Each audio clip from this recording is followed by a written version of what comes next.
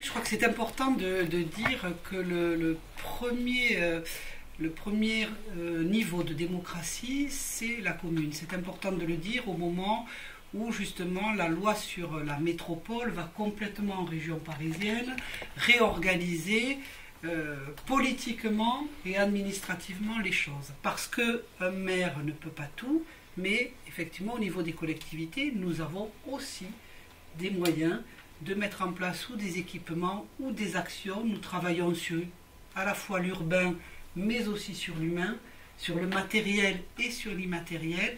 Et nous avons effectivement des possibilités d'intervention dans un contexte financier aussi qui est extrêmement alarmant, puisque depuis la réforme de la taxe professionnelle, nous sommes effectivement mis en difficulté financière parce que je vais parler de la ville de Bobigny, mais Bobigny était une ville extrêmement dynamique au niveau de l'installation des entreprises et avec en même temps une population qui était déjà avec un revenu inférieur de 50% au revenu d'Île-de-France. Le fait d'avoir réformé la taxe professionnelle nous a très concrètement enlevé des ressources qui nous permettent justement de travailler sur des services publics de proximité, des services qui travaillent aussi à la cohésion sociale pour tous et tous, c'est-à-dire travailler l'égalité territoriale.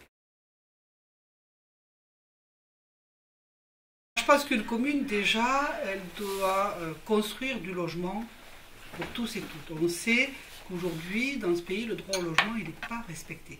On a en Seine-Saint-Denis 55 000 demandeurs de logement, 3 500 demandeurs de logement à Bobigny, sur le département 6 000 DALO en attente, c'est-à-dire des personnes pour qui l'État a reconnu qu'elle était en faute, puisque le droit au logement, c'est une compétence régalienne, une compétence d'État, 6 000 donc, demandeurs de DALO en attente, et en même temps des villes qui se doivent au niveau de l'ensemble du territoire, pas simplement sur ce que l'on appelle les zones tendues, se doivent de construire du logement et du logement social. En matière de santé, ce n'est pas une compétence communale directe, mais je pense qu'il est important que les communes aussi puissent s'emparer de cette compétence. Nous avons ouvert en 2010 un centre polyvalent de santé.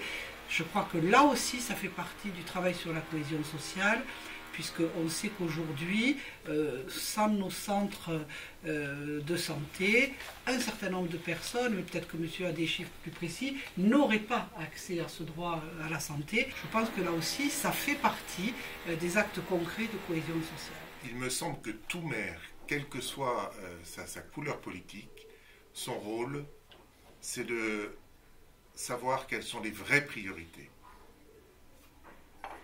L'argent, de toute façon, il est limité. Il est limité, très limité peut-être à Bobigny, mais il est limité aussi, même à Paris, qui est une ville riche, et même aussi à Neuilly-sur-Seine, qui est une ville très riche. De toute façon, l'argent est limité. Donc il faut qu'un maire, un bon maire, c'est celui qui choisit les bonnes priorités. Et c'est quoi les bonnes priorités? C'est l'homme. C'est la défense de l'humain, donc l'homme, la femme, l'enfant, et tout spécialement en priorité, le plus fragile. Et si on remet ça en avant, on a une échelle des valeurs qui permet de faire des choix. Et la priorité absolue, ça doit être, pour un maire, me semble-t-il, d'assurer les besoins primaires de tous ses habitants. Ça veut dire, comme l'a dit le Conseil économique et social, l'accès de tous aux droits de tous. Quand je dis de tous, ça veut dire ne laisser personne sur le bord de la route. Et en matière de logement, il y a quand même des obligations légales. Il y a obligation pour toutes les communes d'une certaine importance d'avoir au moins 25% de logements sociaux. Alors, Bobigny est exemplaire en la matière, mais beaucoup trop de maires s'exonèrent de cette obligation légale. Et ça, c'est un scandale.